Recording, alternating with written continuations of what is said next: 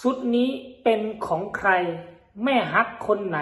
จัดให้อาอายอีกแล้วสวยมากกราบทักทายสบายดี FC ทุกท่าน FC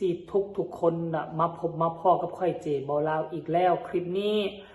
เป็นเรื่องเล่าเกี่ยวกับความสวยความงามของศิลปินตัวน้อยของทั้งฝากฟังน้องอาอายจากเสียงวีฮกขอทักทายสบายดีปีใหม่ท่านผู้ชมว่าจะเป็นสงกรานต์ไทยปีใหม่ลาว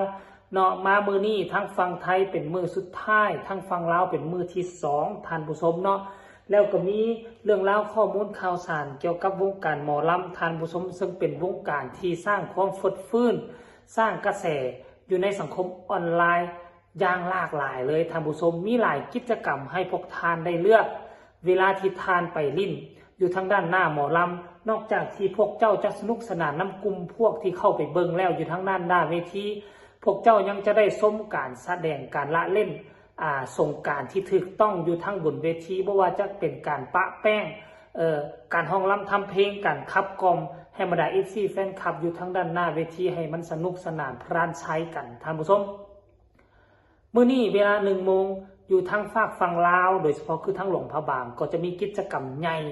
ซึ่งเป็นเอกลักษณ์ประจำแขวงหลวงพระบางหรือว่า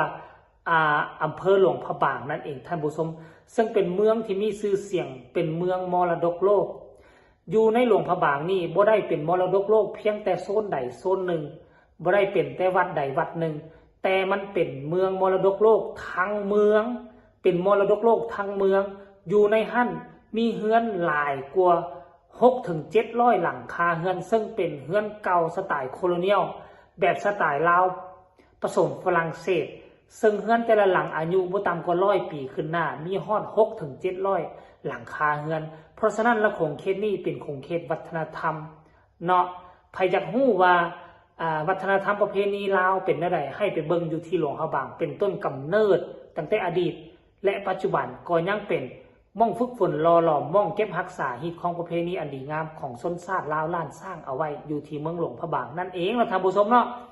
เอาบัดนี้มาก้าวเข้าสู่หัวข้อหลักของพวกเขาน้องอาอายสกุลพรซึ่งเป็นศิลปินดาวเด่นดาวดังเข้าวงการมาก็ฮอดปีกว่าจะเข้า2 ปีแล้วเอิ้นได้ว่าเป็นสาวน้อยร้อยชุดอีกคนหนึ่งท่านผู้ชมถ้ากรณีว่าไผเป็นศิลปินหมอลำไผเป็นตัวเด่นแน่จักหน่อยหนึ่งมันก็จะมีบรรดา FC แฟนคลับเข้ามาซัพพอร์ตอย่างมากหน้าหลายตาคนนี้ก็มาคนนั้นก็ซื้อให้บางครั้งเฮาบ่อยากได้เขาก็ซื้อมาถวายให้กับตีนกับมือเฮาเกิดเห็นปัญหานี้มาตั้งแต่กี้พุ่นนั่นแหละบางคนก็ว่าคือมาลำเอียงแท้คือมาเลื่อมล้ำแท้บางคนจนบ่มีเข้าวงการมาใหม่ๆไปขอยืมน้ำผู้นั้นขอยืมน้ำผู้นี้ ส่วนที่มีเงินมาซื้อเครื่องนุ่งของถือว่าซั่นเป็นหยังคือบ่ให้ผู้นั้นแน่เป็นหยังคือบ่ซื้อให้ผู้นี้ของกินมันขึ้นกับผู้มัก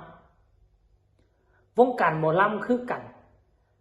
เขามักน้องอาอายจะให้เขาไปซัพพอร์ตศิลปินคนอื่นมันก็เป็นไปบ่ได้เพราะฉะนั้นเราต้องซัพพอร์ตคนที่เราฮัก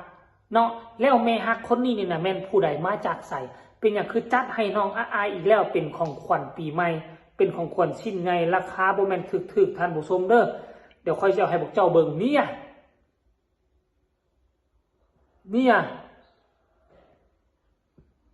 คือสวยงามอีหลีอีหล่อท่านผู้ชมอยากให้พวกเจ้าไปเบิ่งคลิปนี้สากรไปมีคลิปสั้นๆถึงความสวยสดงดงามของสุดนี่แล้วแม่ฮักคนนี้ตามที่เจบอลเราหู้ตามที่เจบอลเราติดตามโบแมนครั้งแรกที่เราตัดสุดนี้ให้น้องอาอายสุดหมอลำสุดเพชรเราให้ตลอดประมาณเดือน2 เดือนแล้วก็ให้เธอหนึ่งเดือน2 เดือนแล้วก็ตัดให้เธอหนึ่ง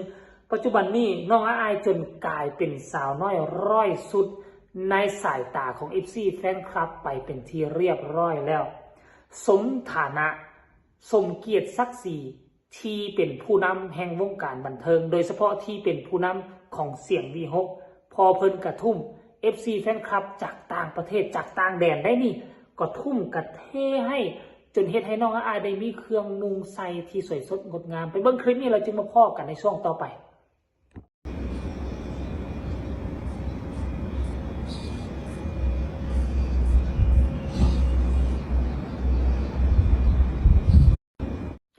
เป็นได้ล่ะทุกคนสวยงามอีหลีเนาะ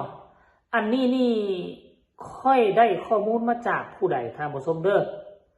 สีสดใสจากแม่ฮักออสเตรียท่านผู้ชมออสเตรียบ่แม่นออสเตรเลียได้บ่แม่นออสเตรเลียได้อันนี้ออสเตรียอยู่ที่ใจกลางยุโรปซึ่ง2 เดือนที่ผ่านมาเจเบาเล่าถ้าจำบ่ผิดก็เป็นแม่ฮักคนนี้แหละสั่งตัดสุดให้อีกแล้วและครั้งนี้ก็มาใหม่ล่าสุดนี้น่าจะเป็นสุดรางวัลน้ำใจเนาะแม่ฮักทางไก่มอบให้น้องอาอายในช่วงปีใหม่นั่นก็คือสุดนี้โอ้ยเนาะสวยงามมากขอบคุณมากที่อินดูอีลาน้อยแฮกแท็กอาอายสกุลนพรแฮกแท็กเสียงV6นกพงศกรโอ้โหหลังจากที่มีการเคลื่อนไหวแล้วนี่จะไปฟังความรู้สึกของบรรดา FC แฟนคลับเขาจะว่าจังไดเนาะผู้แรกมาเลยตื่นเต้นอีกแล้วว้าวสันเดย์สุดสวยหรูดูดีมากอีกสันเดย์ค่ะลูกเปิ้ลสุดยอดจริงๆขอให้แม่ฮักอีลาน้อยจากออสเตรียที่ซัพพอร์ตสุดสวยและลูกเปิ้ลที่เป็นผู้จัดเฮงๆรวยแล้วรวยอีกโชคดีมีความสุขตลอดกาลนะคะดีใจกับอีล่าน้อยมากข้าวสันได้เห็นนางใส่สุดใหม่ที่ไรFC ตื่นเต้นทุกคนทุกครั้งมีความสุขมากๆค่ะโอ้โหคนต่อมาสวยจนไม่มีคำบรรยายสีวาสดใสว่าสันเดโมเดลมากเหมือนตุ๊กตาเลยแม่นสุดนี้คือตุ๊กตาเลยท่านผู้ชมเนาะสวยมากค่ะป้าเปิ้ลสวยมากค่ะเหมือนเจ้าหญิงเลยสุดยอดสวยมากวาสนาอายจริงๆขอให้หนูเป็นเด็กดีและน่ารักตลอดไปนะครับป้าสวยมากว่าซันเดย์อันนี้ก็คือส่วนหนึ่งของคำคิดเห็นของบรรดา FC แฟนคลับของเสียงV6ของนกพงศกรของน้องอาอายในเมื่อเห็นแม่ฮักทางไก่ท่านนี้จัดให้อีกแล้วเขาก็อดใจบ่ไหวพากันเข้ามาบางคนก็ว่าคือสุดของเจ้าหญิงเลยแมนถ้าผู้ใดเคยเบิ่งหนังการ์ตูนจากต่างประเทศสุดนี้คล้ายๆคือสุดอยู่ในหนังการ์ตูนของเจ้าหญิงท่านผู้ชมเนาะเอาละถึงยังใดก็ตามท่านผู้ชมน้องอาอายก็เป็นผู้หนึ่งแหละที่ FC แฟนคลับให้สายาว่าเป็นสาวน้อยร้อยสุดซึ่งสุดต่างๆนี่ก็คันสิให้น้องอาอายเป็นคนหาเงินหาต่างมาซื้อเองมันก็เป็นไปบ่ได้มันแพงเนาะบัดนี้ก็เป็นย้อน FC แฟนคลับพอฮักแม่ฮักกันแหละจัดให้น้องอาอายจึงได้ใส่สุดงามใส่สุดสวยจึงให้สมเกียรติสมฐานะที่เป็นผู้นำทางด้านหมอลำเสียงV6นั่นเองเนาะคลิปนี้ฝากฟังไว้ซ้ำนี้ไผ่มักกะกดไลค์กดแชร์ในไผ่บ่มักกะคอมเมนต์มารัวๆพบกันใหม่ในคลิปหน้าสำหรับคลิปนี้ขอกล่าวคำว่าสบายดี